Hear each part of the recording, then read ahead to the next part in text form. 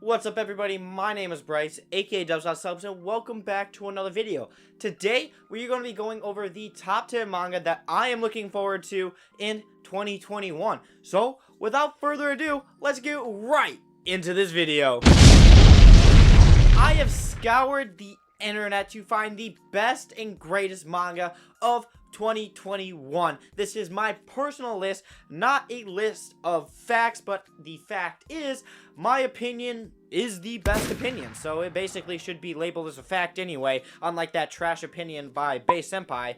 But we're going to be getting into the manga that I've just looked over for, and that I am interested to see what's going to happen with it in 2021. These are all new series, no continuing series. These are also, some of the series were supposed to be in 2020, but got pushed back to 2021, but they are also not on this list if they were on my last year's top 10 manga list. So if you want to see if maybe that manga that you were looking forward to got pushed back and wasn't on this list, go check out that one in the description. I think it's above me, this one. I don't remember what side I'm on anymore. I switched it up real quick for the new year. But I hope you guys are all having a good new year, or I hope you all had a great new year depending on when this came out or when you're watching this. Without further ado, let's get on to the top 10, starting off with number 10. Alright everybody, we're going to start off with number 10, and we are going to be starting off with an ecchi title. Yes, hell yes, we're going to be having an ecchi title in the top 10 because I am cultured like that. I'm not going to sit here and just read any Asano. I got to see some of the good content, you know what I mean? Just the premium stuff, and that is a series called Booty Royale, Never Go Down Without a Fight. Now let me get into the description and try to justify why this isn't a top 10. 18-year-old karate expert Misora Habaro moves to Tokyo to pursue her dream of becoming a famous singer. Unfortunately, her sleazy handlers trick her into the adult entertainment industry instead. Her only way out is to survive a martial arts tournament where she must fight her way through 100 lustful male opponents. If she loses, she will pay the ultimate erotic price. Now that's right, a battle royale ecchi where a girl has to fight a ton of dudes to get out with her virginity. This sounds absolutely insane and is 100% in a hentai description. But there's one of those titles where it's, I can't believe it's not hentai. It's just amazing that this is even a manga. This is done by the artist of Devil Grammar, if you guys know what that is. I have no idea what that is, but I figured some of you guys do. But this series just seems really funny, and it seems like a really good, you know, just not relaxing time, but funny time. Just a nice comedy with nice. I wonder how the action is going to be in this and how good the art is. From the cover, the art looks, you know, pretty good. Also, we have a dark skin, you know. I think the dark skins are kind of, you know, the best. I'm just saying. And that is just an insane title to have in 2021, and I'm so excited to read it just for the sheer shock value of that synopsis. And that is the only reason I'm really interested in it, is because of that synopsis of a girl fighting 100 dudes just to survive an adult entertainment industry. I don't know who thought of the title when, like, getting out of the adult entertainment industry is like, you have to come at the price. You must fight 100 men to get through it, to get free, and it's so just fucking crazy, and I love the idea of it. But that is Booty Royale. Let's get on to the rest of the list, and with number 9. So for our next title, we have a series called Hello World, and let's get into the synopsis, and I'll explain why I like it afterwards. Naomi, a shy teenage bookworm, is visited by his future self and tasked with fixing his biggest regret. His classmates and soon-to-be girlfriend Ruri is going to die from an accident soon after they begin dating. But his chance to alter the future soon turns out to be far more complicated, as the very world that teens live in isn't what it quite seems to be. Now, sci-fi is my favorite genre. I've said it many times before on this channel, and I just finished a series called Erase, and I was really into that, and that gives me that kind of a vibe to the series, and also Real Life and Orange, and just all these other series where it's time travel. I'm really interested to see how this turns out and what this means by the world isn't what it quite seems. Seems to have a lot bigger of things going around with it, and I love my mystery titles. I love the whole atmosphere of this world. It seems like it's going to be a fantastic thriller drama of a manga or light novel, because there are both out. I believe it was originally a light novel and then got translated to a manga, but I'm very excited for this. It seems extremely interesting. I just love the premise of it, of going back and trying to save your girlfriend and all your friends' life. I love it in the race. I loved it in Real Life, and I cannot wait to see what happens with it in Hello World. But let's end up going to number 8. For number 7, we have another comedy ecchi series, and it's a series called The Great Jahi Will Not Be Defeated, and the description goes as, The Great Jahi, the Dark Realm's second in command, cuts a frightening figure. Feared and revered by all, but when a run-in with a magical girl results in the destruction of a precious mana crystal, the realm falls apart, transporting the newly puny and powerless Jahi to the human world. Unfortunately, plotting the revival of the Dark Realm from a cramped, crumbling one-room apartment is no easy feat when you have rent to pay and a job to keep. Now, I love reverse isekais. This is the same thing when I read a series called, is it Deadman? Not Deadman Wonderland. It was called Dead Mount Deathplay, but that takes a darker turn than what this series seems to be going for. It just seems to be a straight-up comedy about someone who was almost the most powerful person in their other world, just now going to the bottom of the food chain, getting stepped on by everybody, and having to maintain a job when they don't even understand how the world even works. It seems very funny. The art seems to be really good, and it just seems to be like a nice, funny comedy that is going to be a nice read every time you get it for every several months that it comes out. And it's going to be a great read, and I can't wait to check it out in 2021. But without further ado, let's get on to the next number. For number 7, we have a series that is called Number 5 by Taiyo Matsumoto. The description goes, set in a multicultural future landscape, Number 5 is the latest installment in a complex geopolitical series from Viz graphic novels. The character Number 5 is one of a group of global security guardians who attempts to break off on his own. Taiyo Matsumoto's signature surreal style combines European line art with Japanese pace and storytelling. Now, Number 5 was a series by Taiyo Matsumoto that was one of the top series I was interested in, and that other series that I was really interested in was Sunny, and I still do plan on checking that out and reading it in 2021. That is also on my TBR for next year and on my New Year's resolution, I guess. But this series is another one that I'm going to definitely check out day one because I'm just extremely interested in it. The whole art and just whatever this series is really about, because I don't know much more beyond that synopsis, and what I've heard about Zach saying it's just really good, and all of Taiyo Matsumoto's stuff is really good from what he says. But this one just really stuck out as being a very unique looking series, and I'm very interested to see what it actually is about, where it goes, what the political stuff it's talking about in the description is about, what this Guardian does, and just all this kind of stuff about it. And I'm really interested in exploring this world of Number 5.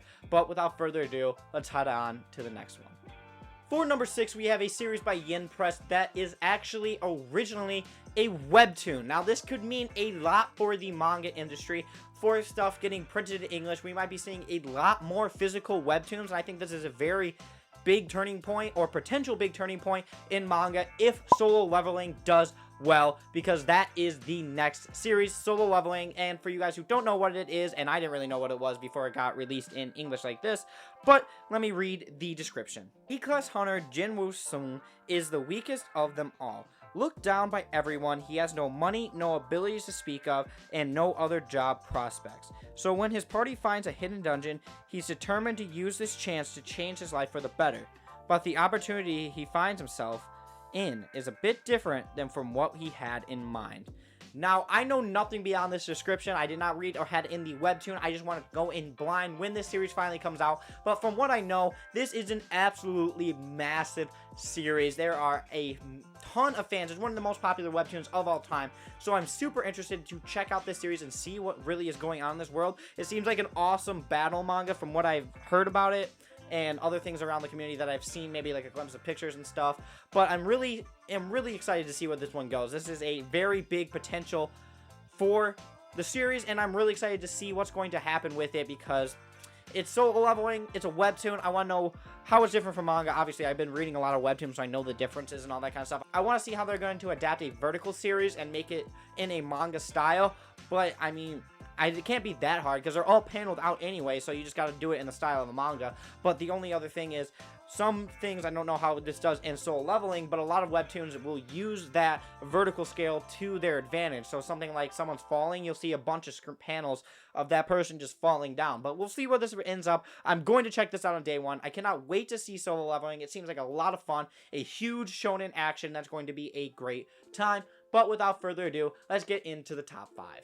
For number 5, we have a classic series getting brought back to life with a hardcover version, and that is a series that is called Fist of the North Star. Now, this is an absolutely amazing series to see get brought back into it, but let's get into the description for all those who don't know what it's about.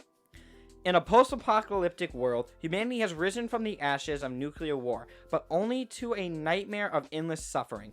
It is a time of chaos. Gangs of savage marauders and warlords rule the broken ruins of civilization, terrorizing and enslaving the survivors. Life has become a brutal struggle for existence, and death is the only release. One day, the Wanderer appears out of the wasteland to bring justice to the guilty and hope for the people. A warrior named Ken, who brings 7 scars upon his chest and holds the deadly secrets of a mysterious martial arts known as Hokuto Shinken, the Divine Fist of the North Star. Now, this is absolutely epic sounding series, and if you guys don't know what this is about or haven't heard the classic meme of 貴様の拳などかほどにも効かんわい。お前はもう死んでいる。何？おわたくびでひぜぶ。 I don't know where you are in the anime community, because even if you haven't heard of this manga, anime, if you haven't even seen it, you know that meme, and that is what this is from. And this, that alone, just how big that meme is, makes you want to check out the series, or makes me want to check out the series. I'm just excited to see how awesome and how big these fights are, to see this dark dystopian world that they are in. I want to see what Ken's gonna do. I want to see some epic fights. I want to see some muscular dudes punching each other and having some big action brawls. I sound like Based right now with King of Nashura, but I'm super excited to read Fist of the North Star in 2021. This is going to be an absolutely banger of a series. I am so excited for this. My blood is ready. It's pumping. And my irons are just it's just so epic. It just seems like such an epic series, and I cannot wait to check it out. But let's get on to number 4. For number 4, we have a series that is not actually in physical print now. This is a series that is on digital only at the moment, but I think once people start to read this, this will definitely get a print in physical. This is a Kodansha digital first, that's why it's not in physical right now. But we are going to be getting to a series called A Couple of Cuckoos. Now, the series goes as a 16-year-old super studier Nagi Umino, second-year student at Megurakawa Academy High School, has been switched at birth. On his way to a dinner to meet his birth parents, he accidentally meets the brash, outspoken Erika Amano, who is determined to make Nagi her fake boyfriend, as she never wants to actually marry. But once Nagi makes it to dinner, he finds his parents have decided to resolve the hospital switch by conveniently having him marry the daughter his birth parents raised, who turns out to be none other than Erika herself. Now, you know, I'm not going to do a lot about this series because I already have a video about it, so if you want to see that, go check that out. The card should be up there right now. But this series is absolutely amazing from what I read from it. I cannot wait to check this out officially in English. I've been having to read it, you know, not so legally, but as it stands, they're going to be in a legal version of this, so now I can support it legally and not feel as dirty as I have. But it's going to be a great time. It is such a good classic rom-com. If you guys are a sucker for rom-coms, you will enjoy this series because it has all the basic stuff you need for a rom-com. You have not only her, you got the sister that is now, you find out that Nagi is not blood related to, but grew up, so now, you know, stepsister, and we can see where that can only go in this series, and it seems to be there's a lot of funny moments in this series, and it's a very good time. The art is great, and I cannot wait to see where this goes. And the side character in this, the girl that is Nagi's love interest at the moment, she is one of the best drawn characters I've ever seen in anime and manga. I love her character design, but I'm not going to go off on a tangent. I already did that in the video that I made of it before, so if you want to check out that, go check out the card like I said. But let's get on to number 3. For number 3, we have another series that is a manga and light novel, and this series is called Roll Over and Die, I Will Fight for the One That I Love. Now, this series is a Yuri title, and I have never actually checked out a Yuri title before, but this is the first time a Yuri title has actually had a premise that I'm very excited to check out. I love the setting and how dark this world feels, and I really like where this could go. So let's get into the description right now. To vanquish the increasingly powerful demon lord, Divine Revelation ordained a party of heroes, each blessed with a unique power. That spelled trouble for Flume Apricot. a total weakling of a girl who has no idea what her power of inversion even does. Betrayed and left behind with a wretched slave trader who enjoys nothing more than seeing his merchandise fight for their lives, Flume thinks all hope is lost, until she gets her hand on a massive cursed sword. Finally, after so many years, she understands the nature of her power, and both she and her new companion, Milkit, are about to experience a huge inversion of their fate.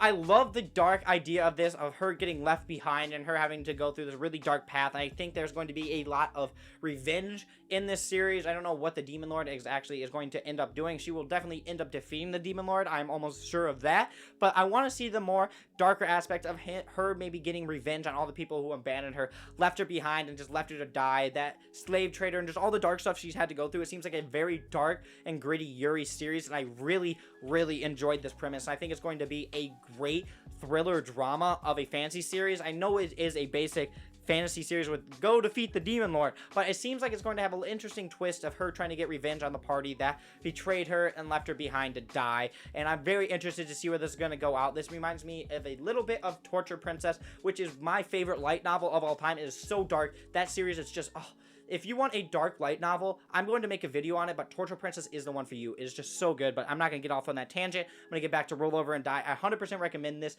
in 2021 because, oh my god, it's going to be fantastic. I almost guarantee that.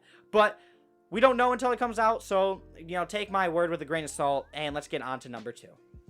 We have a series called Orient. Now, this is by the creator of Magi, an absolutely fantastic shonen series. I loved the anime for this. I'm going to have to go and check out the manga to get to the ending of that series, but I loved that series so much, and when I heard that Orient was coming out, I already had it pre-ordered, and ready to go, and this is going to be coming out pretty soon, actually. It's going to be like January 26th, I think is when it's supposed to get to my door, but I'm very excited for this series, and Orient is a series that is about Musashi and Kojiro, best friends who sat in excited silence as Kojiro's father spun tales of evil demons who preyed on the innocent and the warriors who defeated them.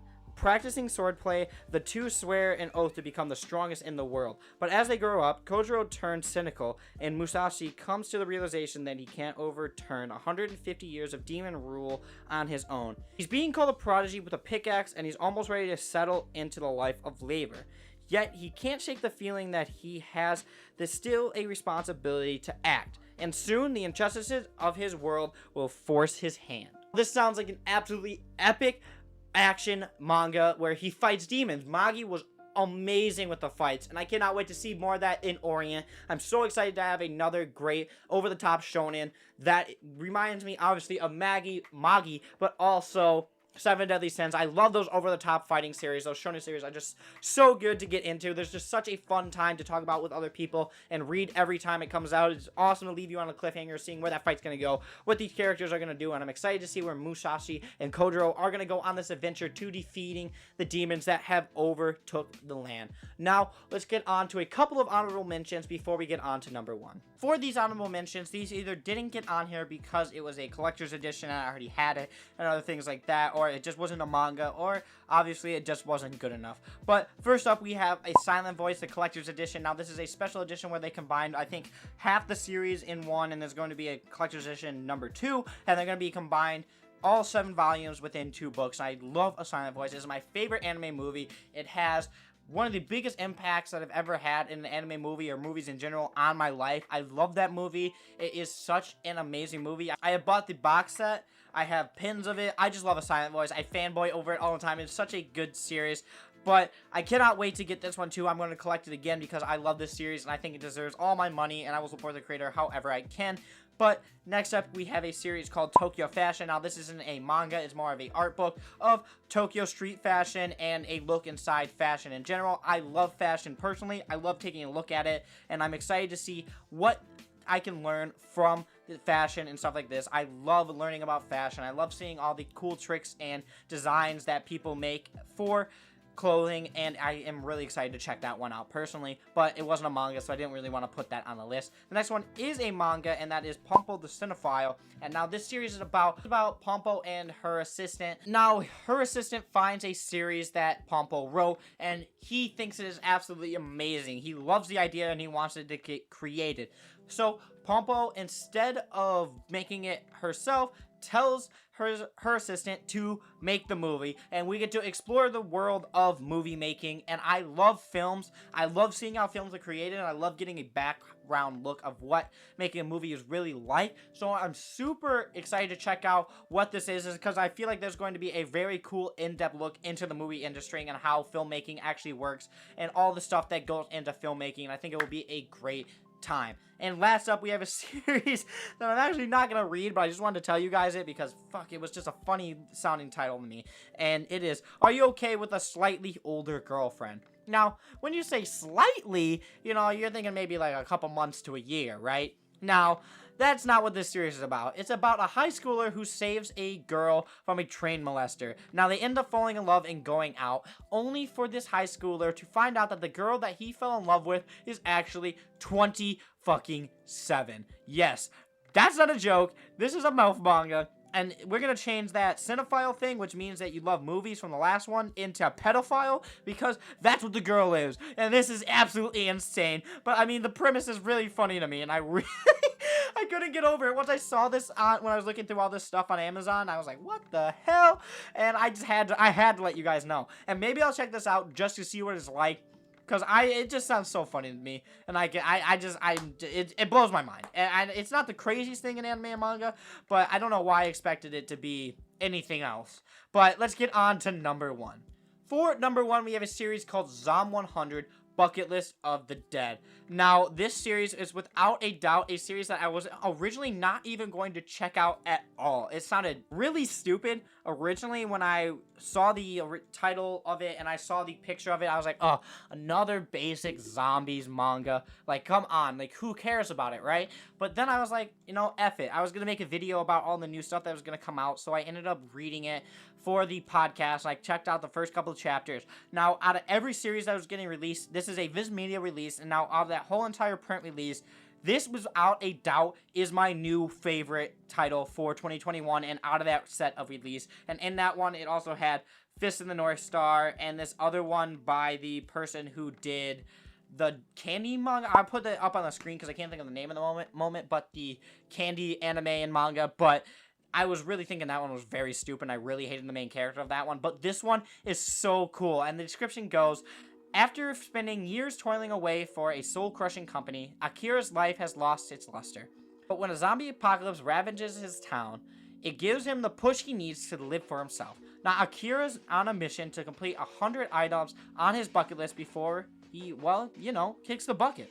So as you can see, this series is about a guy who previously had no hope going to complete 100 crazy things on the bucket list. Now, the art itself in this series is fucking amazing. I love the art in the series alone is a reason to get this series. But it is so over the top, funny, and crazy. Akira is such a funny main character from what I've read so far, which is only like 2 or 3 chapters because I didn't want to spoil myself for this series. But I have been loving every single thing that I've heard about it, seen, and read myself. It is such a unique and funny and action-packed series for a zombie apocalypse manga. It feels unique in a genre that has been so overdone that really it is very much like the genre itself, a zombie. So this one breathes new life into the genre, and it is just a fantastic zombies manga from what I've seen, and without a doubt this is the series beyond recognition, beyond a doubt my number 1 pick for 2021. And I encourage all you comedy, action, seinen lovers to check out Zom 100 because it is going to be a ride. And I want to see you all join me on it. And I will be making videos on most of these things on this channel. So if you guys want to see more about these series, make sure to subscribe to the channel. Be ready for 2021. A ton of new manga, anime, otaku created stuff. And this is going to be an epic year. I have a ton of plans. I have even anime games I want to make videos on. I have a huge plan to go all out on the series, and I want to do so much more for this channel. I'm so excited for it, and I hope you guys will stick with me on this ride. So without further ado, please make sure to like, comment, and subscribe if you feel that you enjoyed this video, and DubsNotSubs.